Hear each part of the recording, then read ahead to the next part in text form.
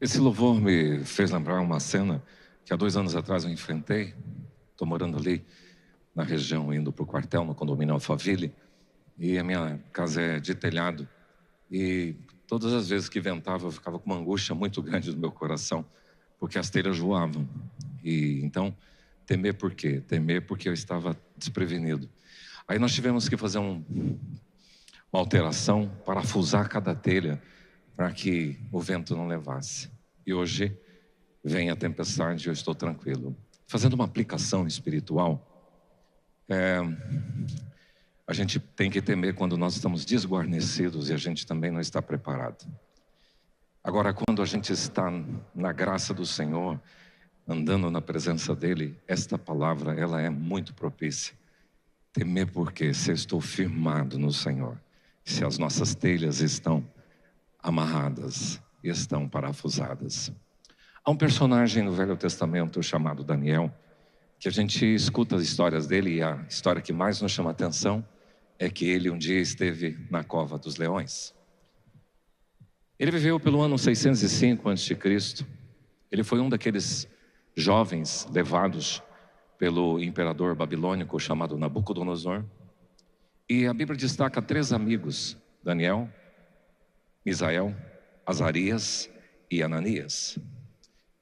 Eu estava pesquisando um pouquinho para tentar entender porque o chefe dos eunucos ficaram com esses homens. Eles foram treinados na cultura, mas a linhagem deles era nobre.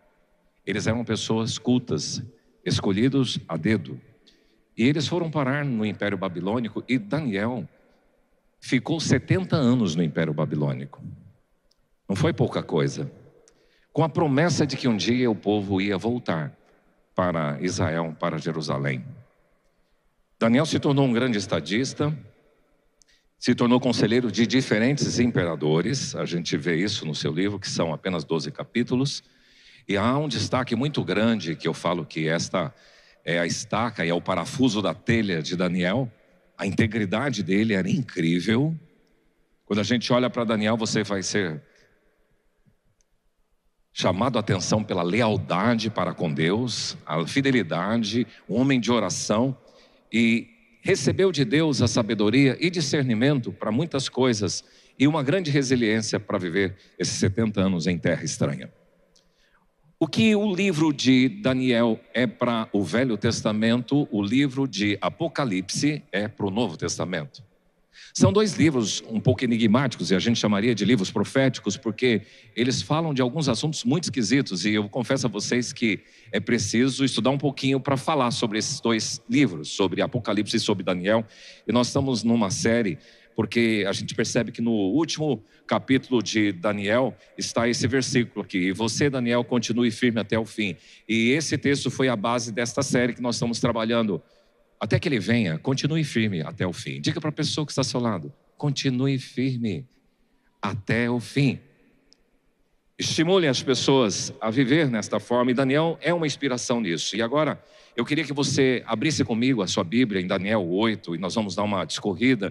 E vai ser importante você estar com o texto aberto, porque tem detalhes desse texto que é cheio de visão. Tem o cordeiro, tem o bode, e tem umas visões esquisitas, tem alguns nomes estranhos aí, e eu queria que você acompanhasse. Mas vamos ouvir esse texto dramatizado através dessa imagem. Daniel, capítulo 8. A visão do carneiro e do bode. No 3º ano do reinado de Belsazar, eu tive outra visão.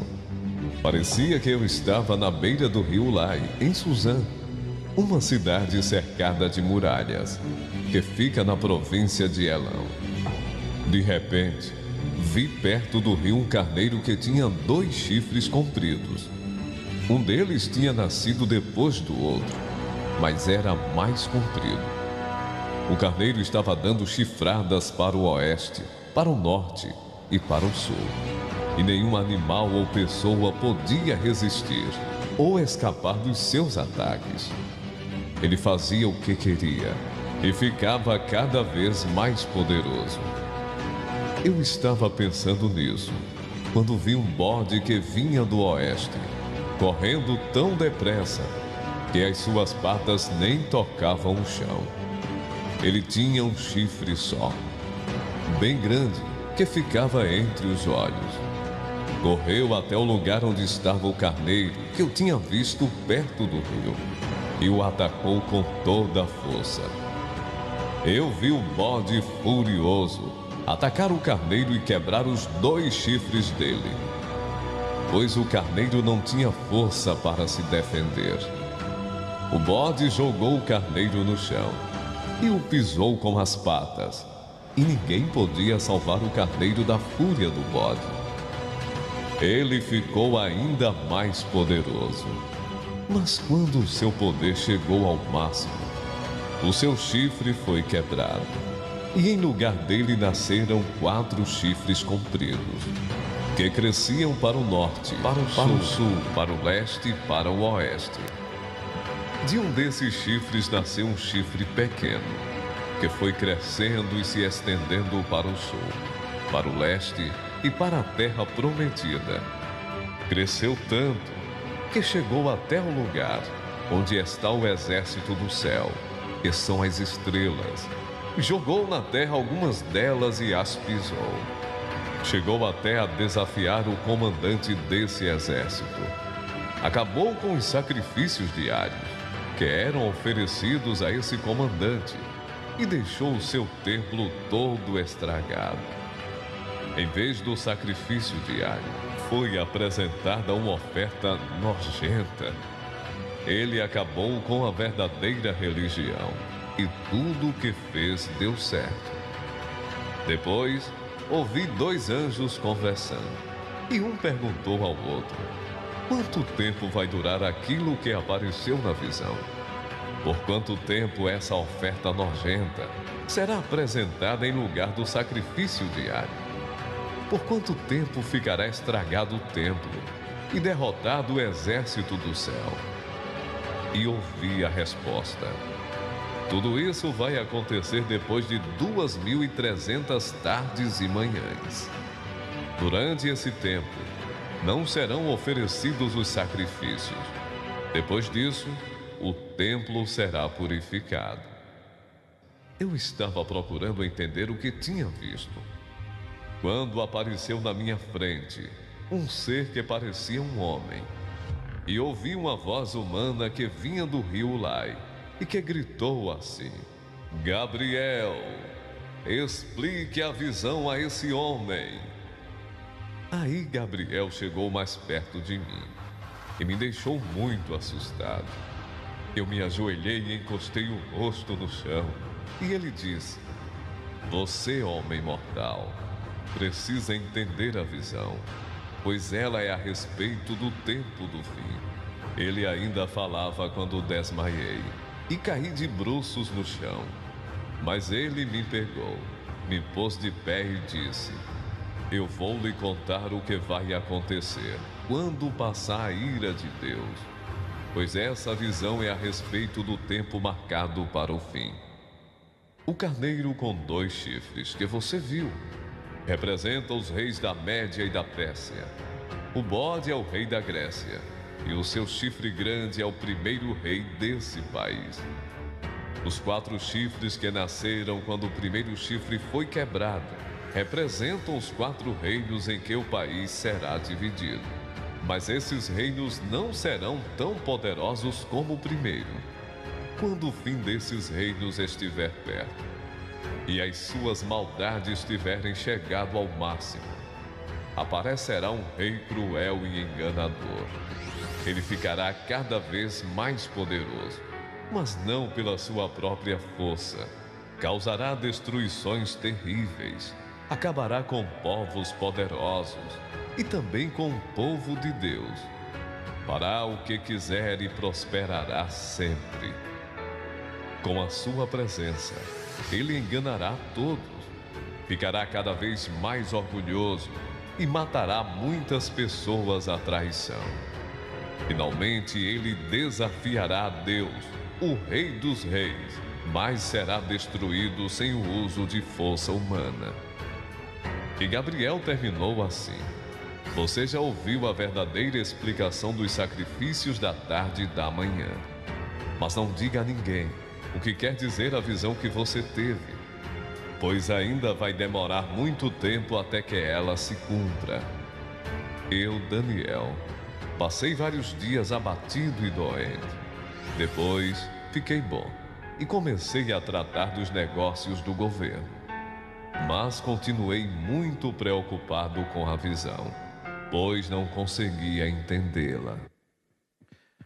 Queremos pedir, Pai, que o Senhor possa trazer elucidação e clareza sobre esse texto da Tua Palavra, para que a gente consiga traduzi-lo para uma mensagem prática sobre o que impacto que tem isso na nossa vida.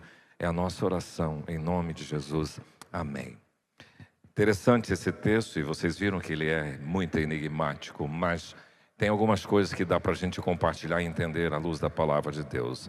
Existem alguns sonhos e visões no livro de Daniel. Nabucodonosor, por exemplo, ele tem duas visões, ou dois sonhos, e foram interpretados. Um da estátua grande, com cabeça de ouro, peito e braços de prata, ventre e coxas de bronze, pernas e pés de ferro e barro, o pé de ferro e barro. E uma pedra destrói toda esta estátua. Revela a sequência de impérios, porque cada fase vai representar um império. Segunda visão e sonho que Nabucodonosor teve foi da grande árvore, e representava a vida dele. Ele foi tirado do reino humano e foi levado para o reino animal, conforme a gente já viu em Daniel 4, da estátua Daniel 2. Agora, Daniel também tem 4 visões aqui. Uma delas é esta que você acabou de acompanhar nessa leitura bíblica. Mas nós temos outra visão dos 4 animais, que foi que vimos recentemente, aqueles 4 animais esquisitos, o leão, o urso, o leopardo e um monstro espantoso. Nós temos também uma outra visão, que está no capítulo 9, que são das 70 semanas de Daniel, e a revelação do anjo Gabriel. E o capítulo 10 da grande visão. Nós vamos hoje pensar nesta visão do capítulo 8. Importante você se situar historicamente e geograficamente, porque a Bíblia ela tem um contexto histórico, mesmo porque o Império Babilônico existiu. E esse ano 647 foi o ano dos acontecimentos em que Daniel foi levado para a Babilônia.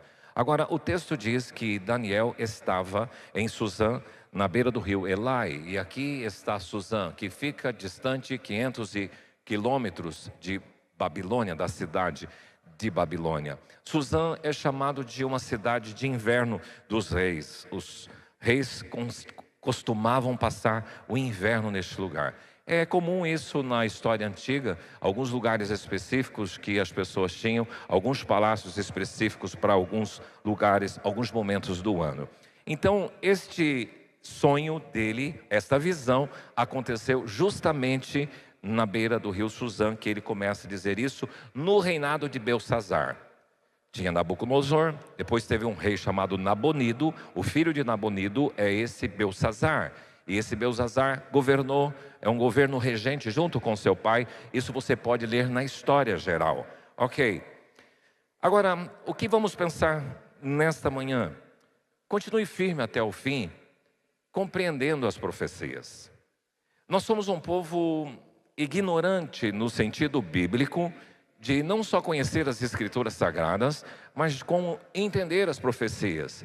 Vocês percebem que o próprio Daniel, ele ficou pasmo, ele ficou perdido. A Bíblia diz perturbado, espantado diante de tanta revelação, e ele queria entender o que é que significava aquilo. E ele precisou de ajuda dos universitários, porque o anjo Gabriel vem e explica para ele, e tem outro anjo que aparece e compartilha sobre o que é que vai acontecer. Compreender profecias é um grande desafio, tanto que no estudo da escatologia, e escatologia significa doutrina das últimas coisas, há correntes de interpretações bíblicas que divergem uma da outra, mas permanecendo com a essência sim. Então há umas divergências sobre céu e inferno, não todas as correntes escatológicas dizem que sim. Todas as correntes dizem que a igreja será arrebatada. Agora, quando é que essa igreja será levada com Cristo? É outra coisa. Então, é essas discussões que tem por causa da dificuldade de entender as profecias. O próprio Daniel diz aí no último versículo: eu enfraqueci, eu fiquei enfermo, e aí o Senhor me deu força e eu levantei e fui tratar dos negócios. Doente fisicamente, perturbado emocionalmente e limitado intelectualmente diante da grandeza desta revelação, não dos seus dias, mas de dias distantes que estão por vir. Foi necessária então a ajuda da interpretação de Gabriel. E Gabriel usa a palavra entende. Essa palavra entende é repetida várias vezes nesse texto de Daniel 8. E a ideia é de que você tem que buscar a compreensão, o discernimento e considerar aquilo, até que farei saber, farei você entender. E ele entendeu as revelações espirituais que tem nesse texto. Eu quero ver 4 coisas sobre compreender as profecias que pode te ajudar. Primeira coisa, os dias de ontem, os dias de hoje e os dias distantes. Vamos dizer juntos? Os dias de ontem, os dias de hoje e os dias distantes. Você valoriza muito mais o dia de hoje. Você está muito antenado no que está acontecendo agora e talvez a sua vida é viver o momento presente. E Mário Cortella já dizia isso, que viver bem é viver, gastar toda a vontade e inteligência no instante, agora, no momento presente, ok? Mas é muito importante você sempre harmonizar o passado, o presente e o futuro. Porque você sabe que tem muita gente que vive só o passado e essa pessoa tem problemas. Tem muita gente que vive só o presente e essa pessoa também não tem esperança e não considera o que aconteceu no passado. Mas tem muita gente que vive apenas a expectativa do futuro e elas vivem inquietas e ansiosas. Então é muito importante ter esse equilíbrio entre o presente, o passado e o futuro. Daniel aqui está recebendo uma visão que fala dos tempos distantes. Mas ele está vivendo um tempo presente. E harmonizar o futuro, o presente e o passado é um desafio para mim e para você. Para compreender as profecias, você tem que estar de bem com o passado, com o presente e com o futuro. Os dias de ontem têm a ver com a história. E é importante ouvir a história, o seu passado, a sua formação, o que já aconteceu, a sua origem, os seus pais, o ambiente que você esteve sendo formado. É muito importante valorizar a nossa história. Nós não podemos ignorar a nossa história. Nós não podemos ignorar a nossa história eclesiástica como igreja. Nós precisamos ter história. E é bonito ouvir história. Hoje no Globo Rural passou um pouquinho sobre a história de Barretos. Eu achei interessante porque os cavalos dos tropeiros iam para lá, então eles ficavam esperando até as tropas serem enviadas por frigoríficos, os animais que eram levados. E aí os peões começaram a brincar, vamos pegar os nossos cavalos, montar, e eu tenho um cavalo que é muito bravo. E assim começou a história de Barretos, que hoje é uma cidade bonita e com uma outra marca que tem trazido saúde para muitos lugares, para muitas pessoas do mundo, por causa dos hospitais que tem ali em Barretos. História. Mas os dias de hoje são relevantes, porque nós precisamos entender que o próprio Davi diz que ele marcou a presente geração. Você tem que ser relevante na sua história, você tem que fazer diferença no contexto onde você está inserido. E o próprio Davi, quando governou, ele tinha a história passada dele de ser pastor de ovelhas, filho de Jessé. E ele também, diz o texto bíblico, que quando ele começou a governar, ele chamou gente para estar do seu lado, no momento presente do seu governo, conhecedores de época. Gente que era boa para entender o futuro. Olha só que inteligente. Um homem que tinha uma história de pastorzinho de ovelhas, que lutou com o leão e com o urso, agora está sendo rei, e ele se cerca no momento presente de gente que tem visão de futuro. É esta harmonia que você tem que ter com o seu passado, o seu presente e o seu futuro. É muito importante para compreender as profecias, ter esta clareza. Eu conheci uma pessoa que vivia muito do passado. Eu já contei essa história aqui, mas ele era de Maracaju, já falecido hoje, São José, mas ele falava muito de 1º de maio. Falou, não, porque lá em 1º de maio é bom, porque lá que era legal. E um dia eu falei, vou conhecer esse 1º de maio. Nossa, essa cidadezinha tão simplesinha, tão pequenininha, para ele era relevante, porque era a sua história. Mas ele ficou preso no seu passado. Então, por favor, se você quer compreender as profecias, você precisa transitar muito bem entre o presente, o passado e os dias distantes. Porque no versículo 17 fala tempo do fim. E esse texto aqui também fala dos dias distantes, no versículo 26, porque se refere aos dias muito distantes. Vocês sabem que a palavra tempo na língua grega tem 3 vocábulos gregos que são traduzidos por tempo, né? O primeiro é o kairos, o segundo é o cronos e o terceiro é aion. O kairos é o tempo presente, é o tempo oportuno, é o tempo certo, é a hora certa. O cronos é o que você mais conhece, que é o tempo do relógio, que é o tempo do dia, é o tempo do ano. É o tempo que você vê no calendário, e você vê no cronômetro, cronos, cronômetro. Mas o tempo aion é esse dia distantes, porque aquele tempo de longuíssimo prazo, de geração em geração, séculos dos séculos, nós estamos falando do tempo de longo prazo. E aqui diz de tempos muito distantes, Daniel, o que você está recebendo agora não é uma informação para o Império Babilônico agora que vai acontecer. Isso nós estamos dizendo de coisas de longo prazo, de coisas que vão acontecer muito distante dos dias que você tem. E esta expressão, dias distantes, essa expressão pode ser substituída por outras.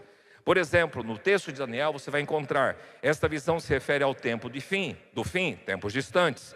Você vai ver no versículo 19, há de acontecer no último tempo da ira, tempo determinado no fim, outra expressão. No capítulo 9, versículo 25, vai dizer tempos angustiosos, lá na frente. Versículo 14 do capítulo 10, nos últimos dias, nos dias ainda distantes. No capítulo 12, versículo 1, ele vai dizer que é um tempo de angústia. Agora na Bíblia nós vamos encontrar outras expressões falando desses dias distantes.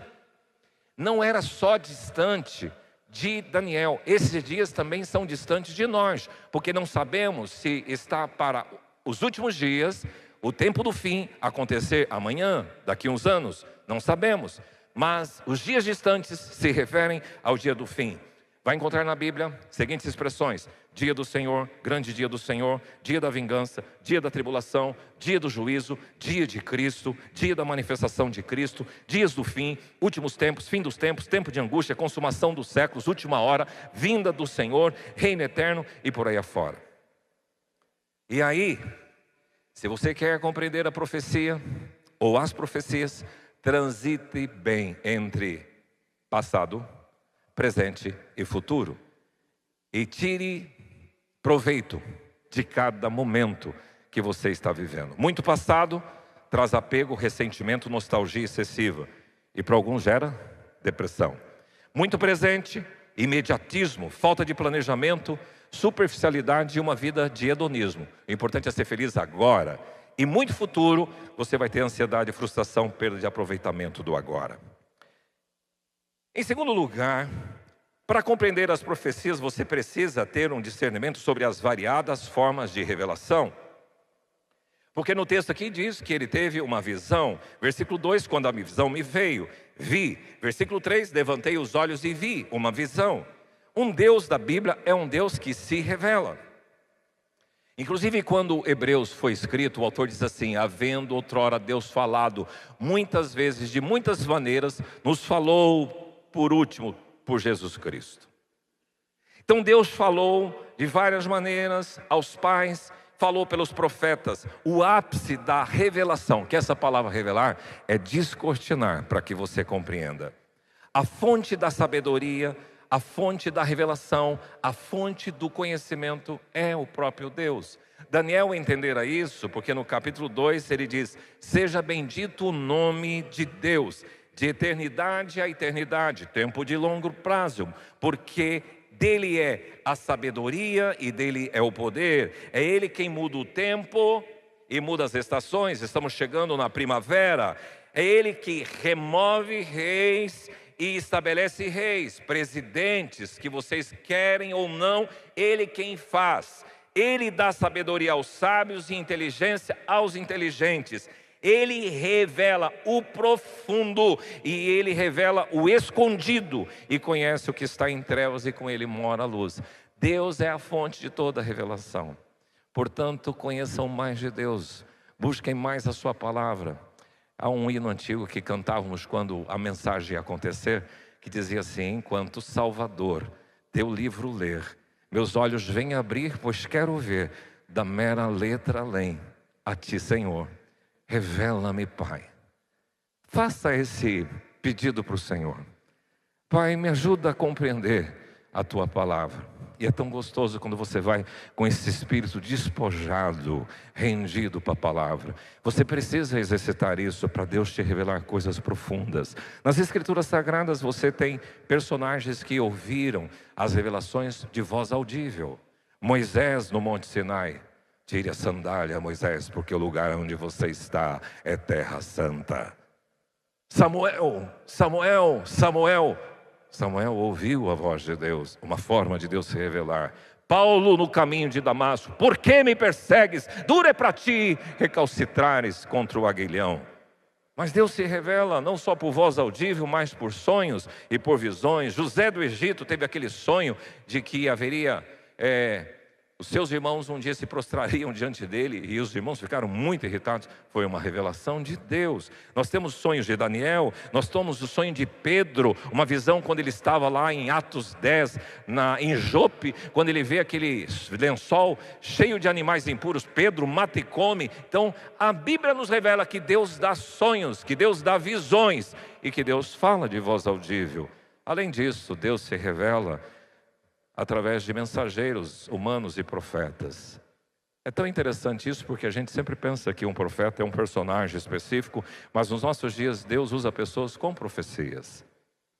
E às vezes é curioso isso, né? Que Deus incita uma pessoa para em algum momento da sua história mandar uma mensagem para você em um versículo e naquele exato momento você estava precisando de uma palavra bem específica. Quantos já experimentaram isso? Deus fala. Deus se revela através da palavra de Deus. E se tem um meio mais comum, usual de Deus se revelar, é através das Escrituras Sagradas, que é a revelação, que é o registro da revelação. Por isso a palavra de Deus hoje faz sentido à minha vida e à sua vida. E a necessidade de iluminação do Espírito para entender a revelação. Em Daniel nós temos a visão, o anjo interpretando e o profeta Daniel registrando e transmitindo a relação. Agora, queria chamar a atenção para você nesta imagem. Nós temos aí 3 visões. Nós temos a estátua de pedra, nós temos os animais. Está faltando um animal aqui, que é aquele último animal maluco, doido, que o texto de Daniel 7 descreve. E esse sonho aqui, ou essa visão de Daniel do bode e do carneiro. Agora, vamos pensar na história, porque essa imagem vão trazer a revelação de impérios. O Império Babilônico, o Império dos Medos e Persas, do Império Grego. Esta parte e este animal representa o Império Babilônico, esta parte representa o Império Medo-Persa, junto com esse urso com 3 costelas na boca, e esse ventre, Império Grego, Alexandre o Grande, junto com esse leopardo. Agora, tem coisas aí que serão descritas na explicação de Gabriel, eu quero ajudar você a compreender. E aqui a terceira coisa sobre compreender as profecias, você precisa pesquisar um pouquinho sobre o tempo do fim e o que é que esse texto está descrito.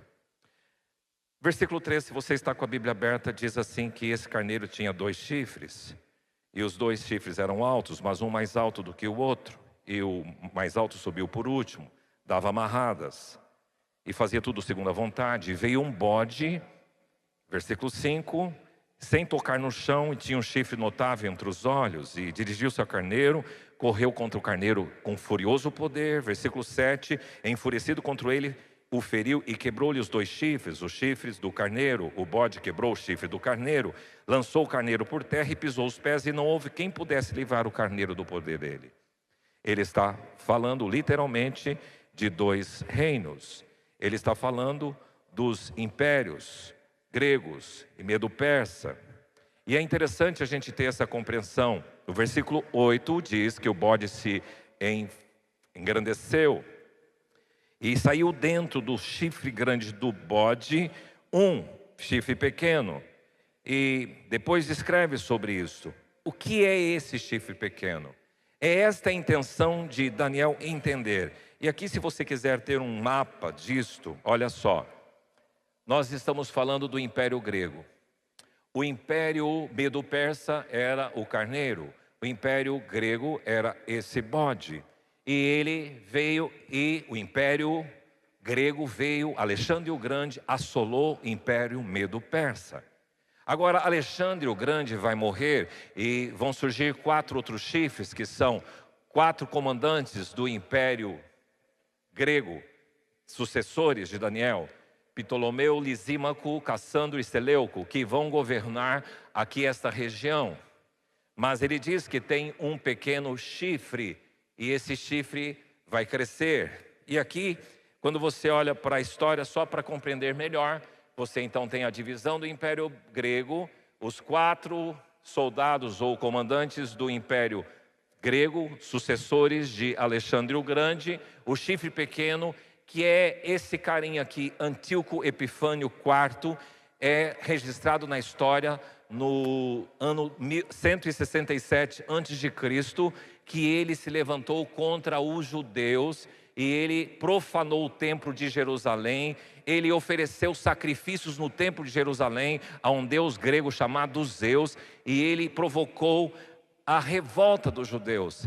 E então ele profanou o templo, mas levantou-se um homem em 164, judeu, chamado Macabeu, Judas Macabeu, que afronta como uma guerrilha contra Antíoco Epifânio, e ele consagra o templo. Então, veja que esta profecia Daniel está recebendo em 600 anos antes de Cristo, e esses acontecimentos relativos ao carneiro, relativos ao bode, relativos ao Império Grego, acontecem em 160. Esta é a interpretação histórica, real. Agora, o livro de Daniel, a profecia tem uma característica: ela pode falar de um fato que já aconteceu, mas um fato que está por acontecer. Quando se diz desse chifre pequeno, os estudiosos sempre pensam que isso não está falando do tempo de Antíoco Epifânio, mas está falando do anticristo que um dia se levantará, e aí fazendo a ponte com o texto de Apocalipse. Como Daniel ficou perdido, o próprio Gabriel chega e explica.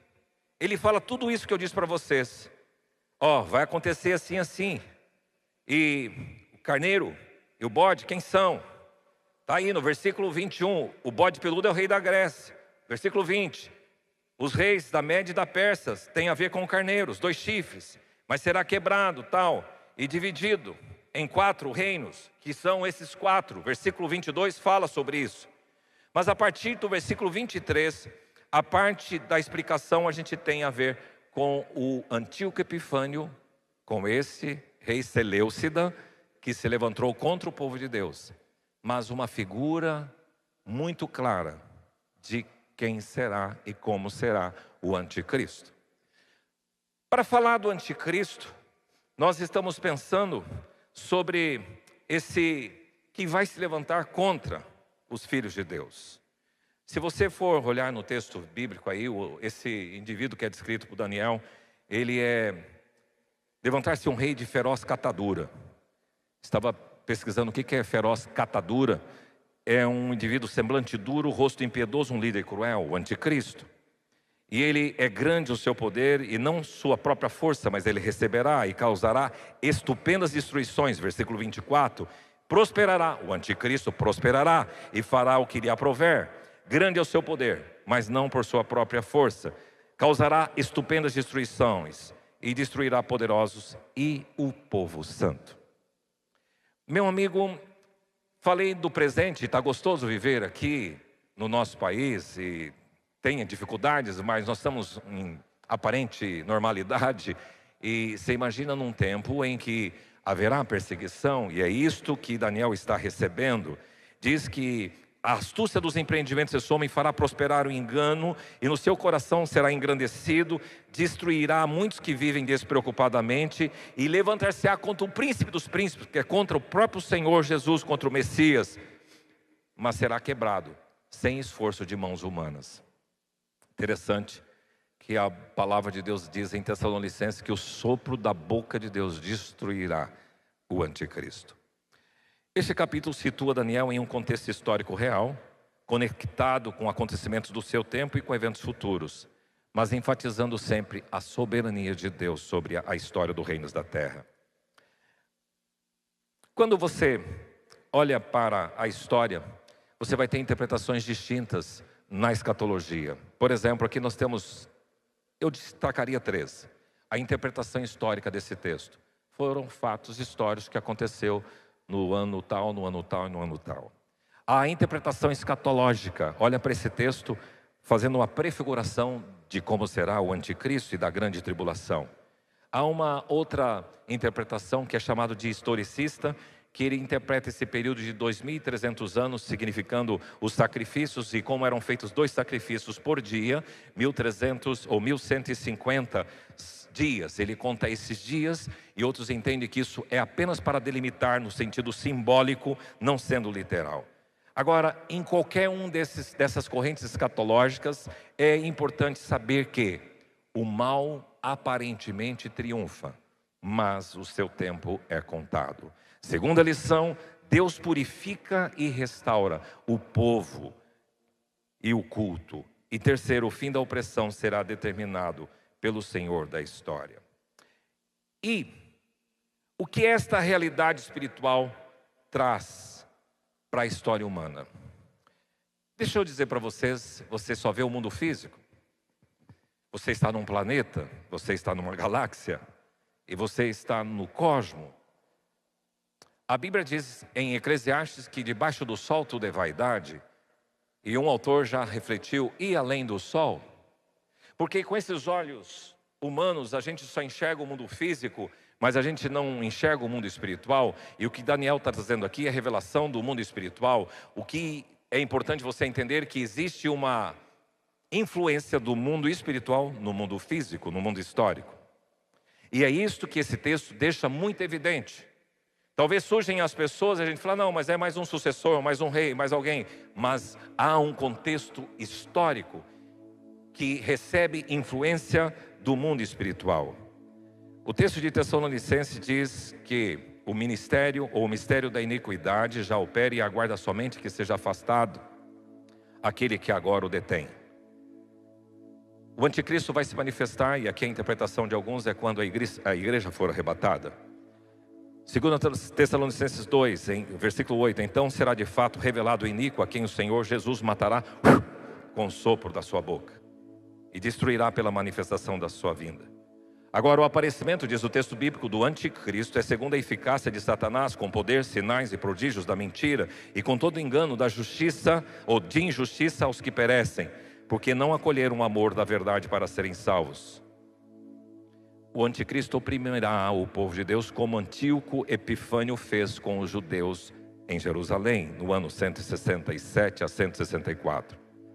Quando você olha sobre o anticristo nos livros de João, o mais usual ele falar do anticristo. Para João, existe um anticristo escatológico que ainda vai vir. E nós cremos que existe um anticristo escatológico. Mas também existe anticristos no momento presente. Gente que se opõe contra os filhos de Deus hoje. E o anticristo é tanto uma pessoa quanto esse espírito e sistema de oposição. Paulo também utiliza isso no texto de Tessalonicenses que vocês acabaram de ver comigo, falando de uma figura histórica futura.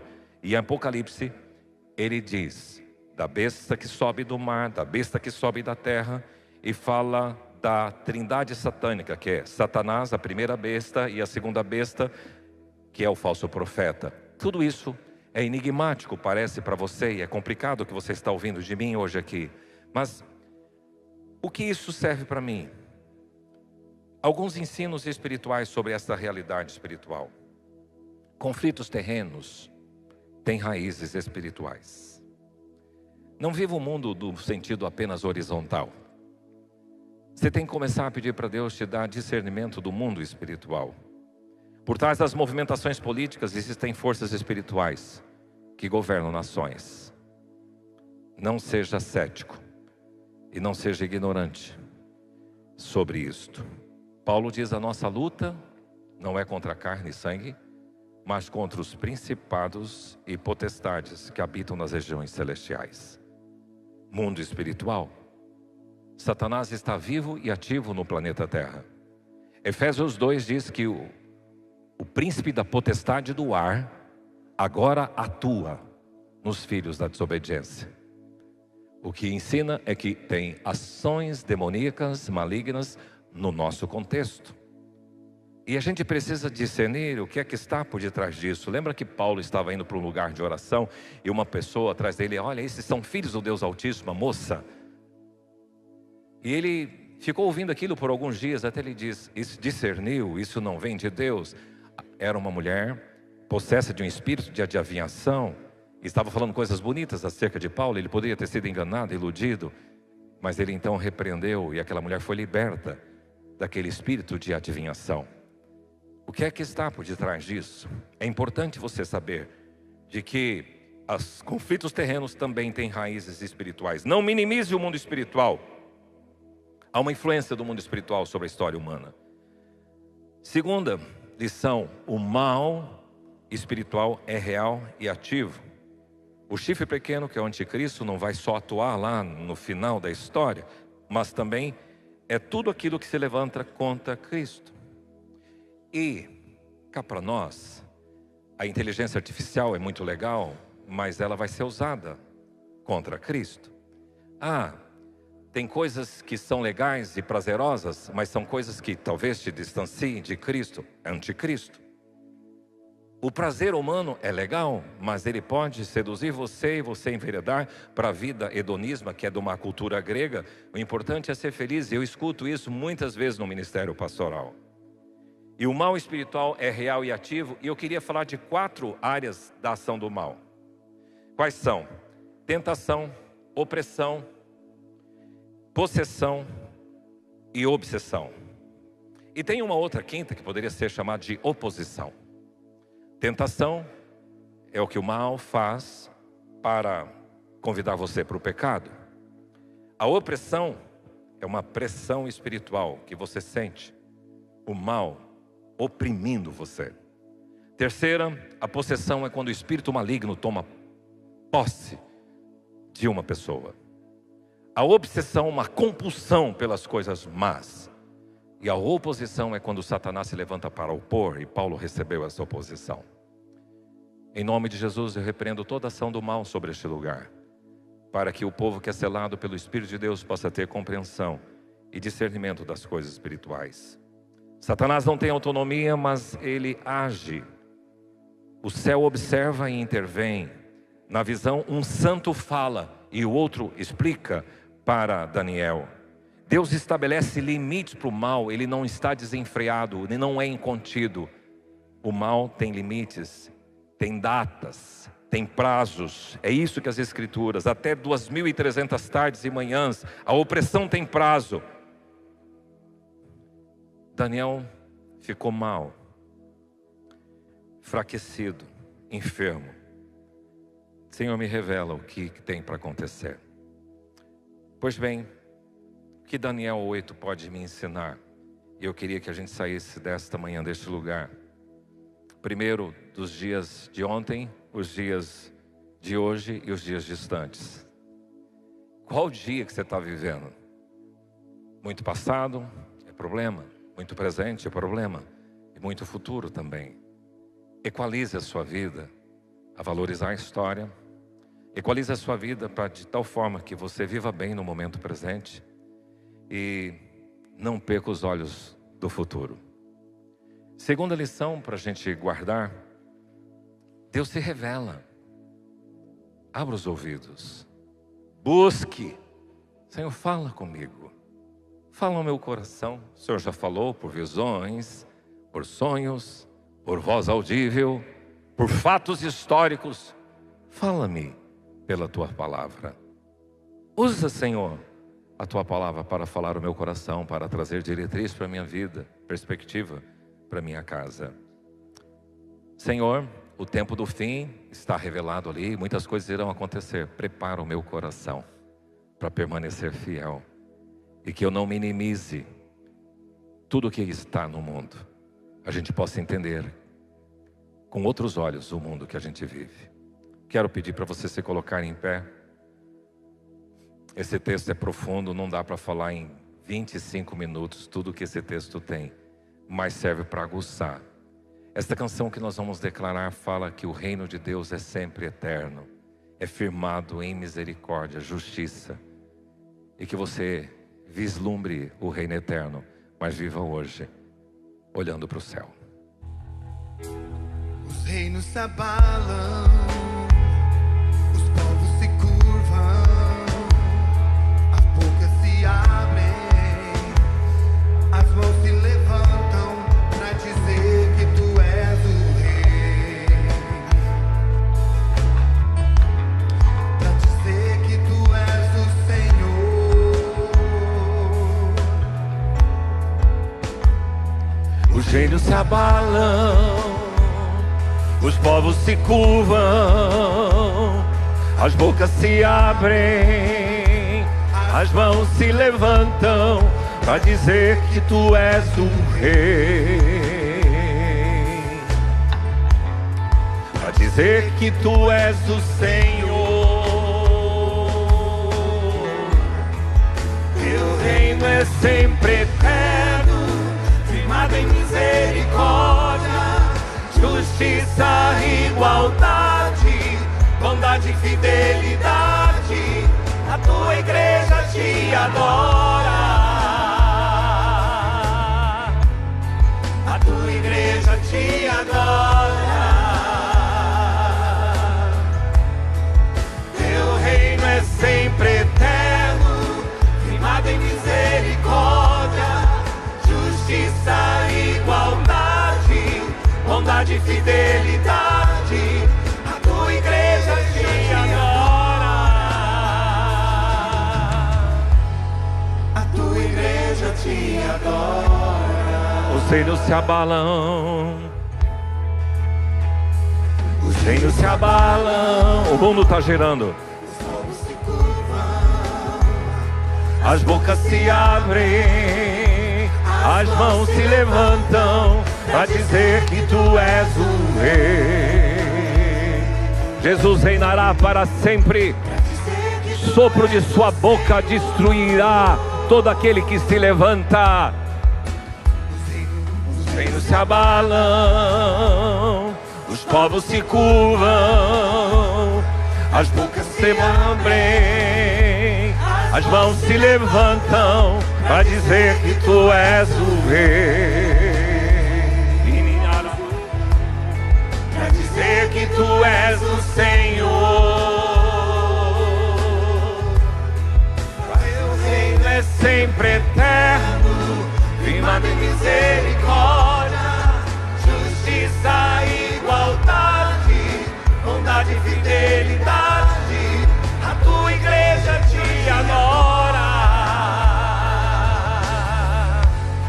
a tua igreja te adora. Só as vozes, teu reino é sempre eterno. Teu reino é sempre eterno, firmado em misericórdia,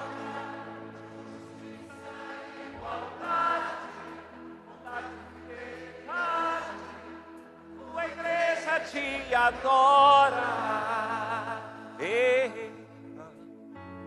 A tua igreja te adora. Ser exaltado, Jesus, o leão da tribo de Judá. Um sopro da sua boca, todo o mal será destruído. E aguardamos esse reino eterno. Enquanto vivemos, Senhor, nos ajude a discernir, a harmonizar o nosso passado, o presente e o futuro, a entender que o Senhor ainda continua falando aos nossos corações, e que nesta manhã o Senhor tenha falado ao coração daqueles que aqui estão, em nome de Jesus. Amém.